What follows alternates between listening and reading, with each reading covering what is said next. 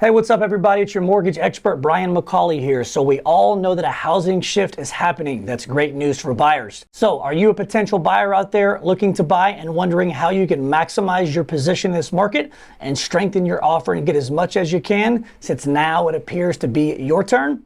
Stick around. This video is for you.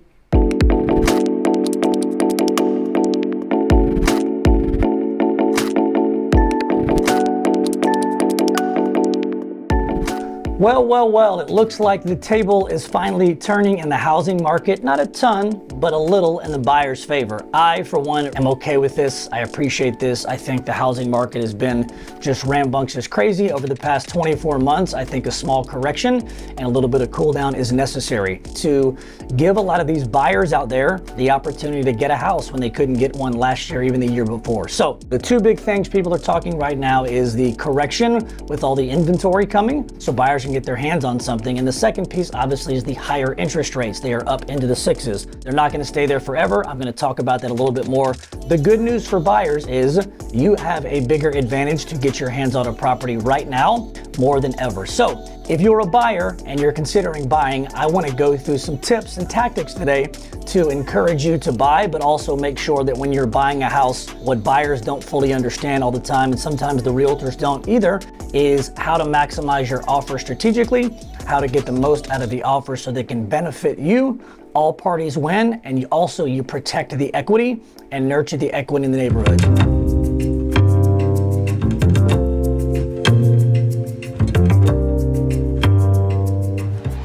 The first thing I want to talk about, point number one, is just getting your hands on a property right now is a win. So let's go with a worst case scenario. If you get a property out there, it's offered for $500,000, there's still a couple of offers on it. The seller won't work out a deal, but you can just get your hands on the property and execute a contract. That still is a win. So getting a property in this market over the other families that want it is a win. Now, you're gonna have to pay a higher interest rate if you get something, in 2022, but something I want you to remember about the interest rate that you get on the home loan. You're going to date the rate.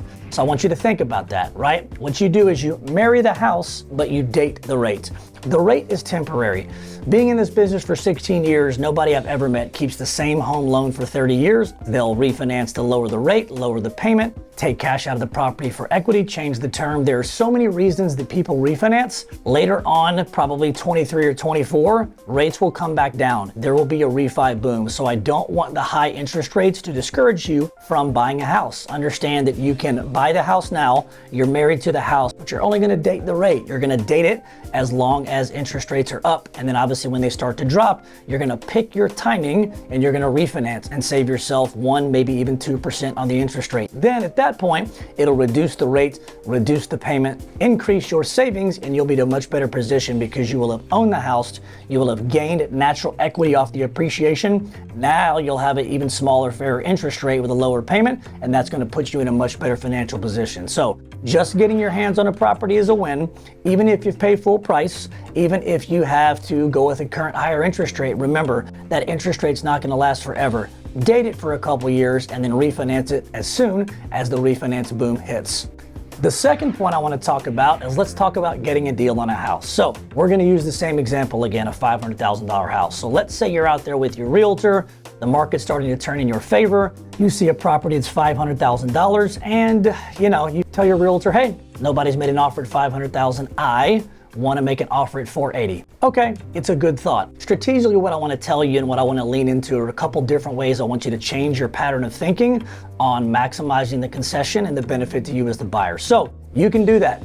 You can say, I'll give you $480,000 for your house. They agree to the contract, you execute, everyone's happy, but you're paying $480,000 for the house. The current interest rate you're going to take is today's rates. $20,000 off the price of the house on a 30-year loan doesn't do a whole lot to the payments. Good news is you got your house on a contract. Bad news is you just lowered the price and the value of the house by $20,000 and you didn't do anything with it. So We're gonna change our thinking and say, if you find a house at $500,000 and you're gonna ask the seller for $20,000 off the price, don't do it that way. We're gonna flip the script and we're gonna ask them for $20,000, but we're not gonna ask for it off the price. We're gonna ask for it in closing costs and seller concessions. Here's why. When you buy a home, you've got closing costs, right? So if you buy a $500,000 house, you're putting 5% down, that's $25,000. If your closing costs are $10,000, that means that you're gonna come to the table with $35,000. The $25,000 you're putting down and the $10,000 closing cost that is a buyer's expense. Well, if you ask the seller to give you $20,000 as a credit, guess what? That $10,000 that you had to bring to the table is now paid for by the seller. So number one, it will eliminate some of your cash to close and reduce your out of pocket. This is a good thing. That'll save you 10 grand right there. You could probably use that 10 grand somewhere else in your life. Savings, debt payoff, you name it, but there's a better use for the money. So people always say, well, Brian, I got $20,000 in seller concession. I only need $10,000 for the closing costs. What do I do with the other 10? Great point. So mortgage rates, they have an option, what's called a buy down. So the fancy way of talking about this is saying every person qualifies for a natural rate. You are able to get a interest rate that is much lower than what you qualify for, but you have to pay for it. A lot of times paying for it, if it's the buyer's dollars, doesn't make a ton of sense. You may spend $7,000 to lower your interest rate by 1%. However, if we have the seller pay for it with that leftover money, that makes sense. Do it. Do it. Again, example is if you've got a $20,000 seller concession versus taking it off the price of the house, you can use 50% of that towards closing costs. You can use the other $10,000 to buy down the interest rate, 1% or 1.5%. It will save you $200 or $300 or $400 on the payment. It is a much, much higher and better use of the money. You will get a lower payment. You will get a lower rate. You don't even have to worry about refinancing in the future because obviously it's not going to pertain to you and it wouldn't do you any good to refinance again and pay the closing cost unless you had some other financial needs. So that's the second part I want to talk about, is making sure that if you ask for a deal on the house and you ask for a concession, don't ask for it in price, ask for it in closing cost credit, so that way you can take care of all the closing costs and buy your interest rate down much cheaper, which means a much cheaper payment for you. Third thing I want to talk about is being able to negotiate some upgrades on your house when you're talking to the seller. So this part gets fun as well. So if you and your realtor are making offers on properties, you don't want to give the person $500,000, you want to offer, let's just use $470,000. Okay, great. We will give you $30,000 in seller credits, but obviously we're not going to take them off the price of the house. What happens here is you've got even more money than you had before. So you can use some of that money for closing costs, some of that money to buy down the interest rate, but now we've got a third pillar here. It's leftover money. What you can actually do in this scenario is you can negotiate repairs and upgrades into the contract and the seller will pay for them for you. You could literally say, hey, I want to put in a new turf. I want to put in new landscaping. I want to put in new paint. I want to put in new carpet. I want to put in new tile. There is a whole host of things that are allowed to be done when it comes to upgrades and repairs. So I just want to be clear about this because people start to run wild with thoughts on things that they can do. Can't put in pools. You can't do all that stuff. Number one, whatever upgrades you negotiate into the contract and have the seller pay for, it cannot have any effect on the value. Okay? Cannot have any effect on the value. Negative or positive, it just cannot have any effect on the value. The second thing is it cannot have any effect on the condition of the property, meaning it doesn't affect the health and safety, it doesn't affect the habitability, it won't inhibit you from occupying the property and living there. There is a whole list of things that can and can't be done. Obviously, if you get in that position, I want you and your realtor to call me because I will tell you what can be negotiated, what can't. Minor things that give the house a facelift, that make it feel better, that make it look better, but it doesn't really affect the value, but it benefits the buyer a whole lot more because they're maximizing the seller's money in other areas. Not only will people be more encouraged to buy a house if they know, hey, I can buy this house right now. They're gonna give me a $30,000 discount. I get to pay for all my closing costs with it. I get to buy my interest rate down with it. I get to put in new bushes. I get to paint the upstairs rooms. The two biggest things I wanna make sure that people understand by strategizing and using the concessions this way versus off the price of the house, you are making sure that that house is tip-top shape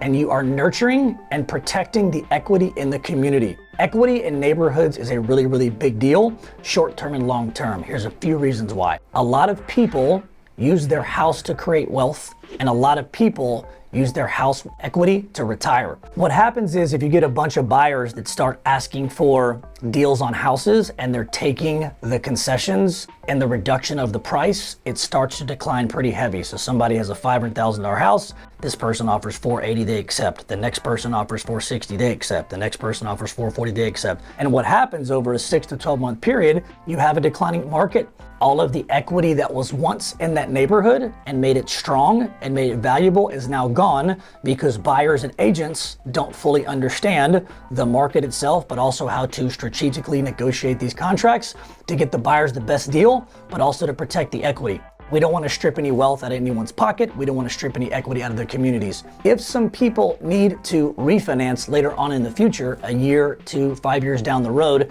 and the equity continues to reduce, they may not have enough equity to refinance, or their loan to value could be higher. Let's say they put 20% down today, and all of a sudden these comparable sales go down because people are offering the wrong way. Now their loan to value is no longer 80%, it's 90%. Now this person may get a lower rate, but they've got PMI, so it actually will make the payment higher. Let's say somebody needs that equity in that house in 2 years because they plan on borrowing against it to put their kids through college.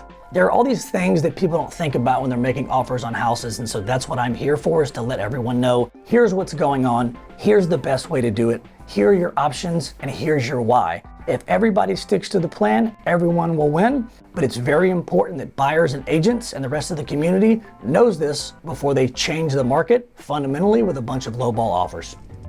So listen, I know that was a lot of information, but hopefully you got some good tactics and tips out of this video. If you found it valuable or useful, do me a favor, like, share this with somebody. Even if you have questions, comment below.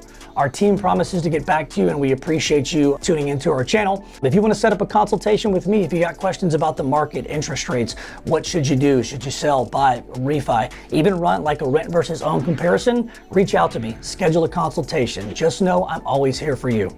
Until next time, stay tuned.